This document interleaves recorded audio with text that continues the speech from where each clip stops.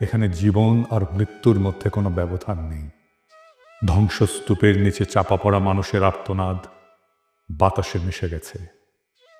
এক মায়ের কণ্ঠ ভেসে আসছে, আমার বাচ্চাকে বাঁচান। কেউ কি শুনতে পাচ্ছেন? কিন্তু এখানে কেউ কারো কান্না শোনে না। এখানে কান্নার চেয়ে বড় শব্দ হলো ক্ষেপণাস্ত্রের গর্জন।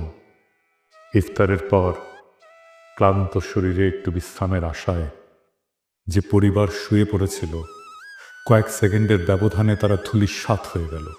একটি শিশুর ছোট্ট হাত ধ্বংসস্তূপের নিচ থেকে বেরিয়ে আছে, কিন্তু তার শরীরের আর কোনো অংশ নেই। এটা যুদ্ধ না, এটা নিছক প্রতিরোধের বিরুদ্ধে লড়াই না, এটা একপাক্ষিক গণহত্যা। ইসরায়েল এবং হামাসের মধ্যে যুদ্ধবিরতি বলবৎ ছিল। বিশ্ব আশায় ছিল হয়তো কিছুটা শান্তি আসবে।